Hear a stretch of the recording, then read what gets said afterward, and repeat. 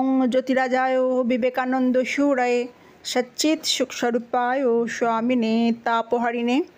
প্রিয় ভাই বোন বন্ধু গুরুজন সকলকে ভালোবাসা এবং শ্রদ্ধা জানাই। আজ আমরা শুনছি এসো মানুষ হও নামক গ্রন্থ থেকে এবং আজকের পর্ব চতুর্থ। এটি সংকলন করেছেন পাটনা রামকৃষ্ণ মিশনের স্বামী সোমেশ্বরানন্দ এবং এটি স্বামীজির পত্রাবলী এবং স্বামী শিষ্য সংবাদ থেকে সংকলন করা হয়েছে। আজকের পর্ব আমরা কি মানুষ? ভারতবর্ষের খবরের কাগজে শিকাগো বৃত্তান্ত হাজির। বড় আশ্চর্যের বিষয়, কারণ আমি যা করি গোপন করার যথোচিত চেষ্টা করি। এদেশে আশ্চর্যের বিষয় অনেক। বিশেষ এদেশে দরিদ্র ও স্ত্রী দরিদ্র নাই বলিলেই হয়। এদেশে স্ত্রীদের মতো স্ত্রী কোথাও দেখিনি।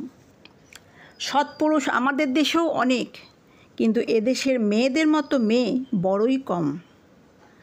যা শ্রী স্বয়ং সুকৃতিনাং ভবনেষু, যে দেবী সুকৃতি পুরুষের গৃহে স্বয়ং স্ত্রীরূপে বিরাজমান। একথা বড়ই সত্য। এদেশে তুষার যেমন ধবল তেমনি হাজার হাজার মেয়ে দেখেছি। আর এরা কেমন স্বাধীন, সকল কাজ এরাই করে। স্কুল কলেজ মেয়েতে ভরা। আমাদের পোড়া দেশে ছেলে মেয়েদের পথ চলবার জো নাই। আর এদের কত দয়া! যতদিন এখানে এসেছি এদের মেয়েরা বাড়িতে স্থান দিচ্ছে, খেতে দিচ্ছে, লেকচার দেবার সময় সব বন্দোবস্ত করে, সঙ্গে করে বাজারে নিয়ে যায়। কি না করে বলতে পারি না। শত শত জন্ম এদের সেবা করলেও এদের ঋণমুক্ত হব না। বাবাজি, শাক্ত শব্দের অর্থ জানো? শাক্ত মানে মদ ভাং নয়।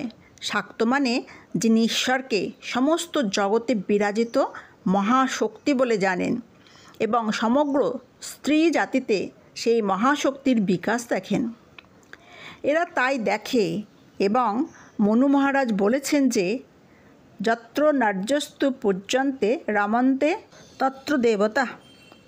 যেখানে স্ত্রীলোকেরা সুখী সেই পরিবারের উপর ঈশ্বরের মহাকৃপা।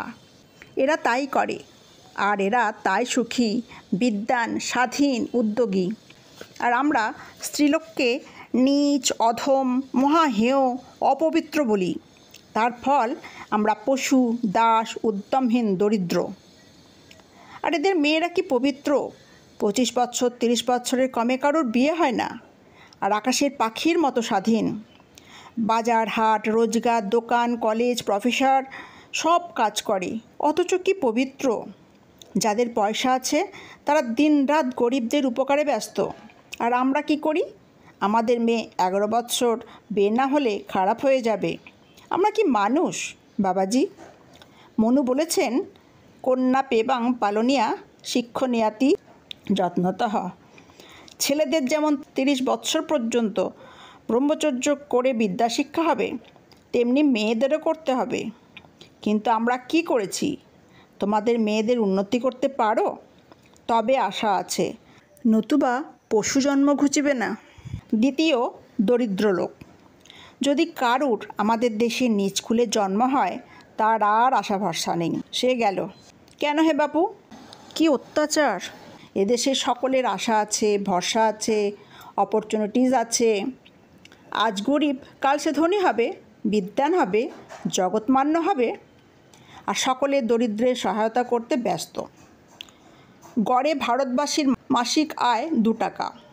সকলে চেঁচাচ্ছেন আমরা বড় গরিব, কিন্তু ভারতের দরিদ্রের সহায়তা করবার কটা সভা আছে? কজন লোকের লক্ষ লক্ষ অনাথের জন্য প্রাণ কাঁদে। হে ভগবান, আমরা কি মানুষ? ওই যে পশুবৎ হাড়ি ডোম তোমার বাড়ির চারিদিকে, তাদের উন্নতির জন্য তোমরা কি করেছো? তাদের মুখে এক গ্রাস অন্ন দেবার জন্য কি করেছো বলতে পারো? তোমরা তাদের ছোঁও না, দূর দূর করো। আমরা কি মানুষ? ওই যে তোমাদের হাজার হাজার সাধু ব্রাহ্মণ ফিরছেন, এই অধঃপতিত দরিদ্র পদদলিত গরিবদের জন্য কি করছেন? খালি বলছেন ছোঁও না, আমায় ছোঁও না। এমন সনাতন ধর্মকে কি করে ফেলেছে? এমন ধর্ম কোথায়? খালি ছোঁতমার্গ, আমায় ছোঁও না, ছোঁও না। আমি এদেশে এসেছি দেশ দেখতে নয়, তামাশা দেখতে নয়, নাম করতে নয়, এই দরিদ্রের জন্য উপায় দেখতে। এদের অনেক দোষও আছে, ফলেই ধর্ম বিষয়ে এরা আমাদের চেয়ে অনেক নিচে, আর সামাজিক সম্বন্ধে এরা অনেক উচ্চে। এদের সামাজিক ভাব আমরা গ্রহণ করব আর এদেরকে আমাদের ধর্মশিক্ষা দেব। আজ এখানেই শেষ করলাম।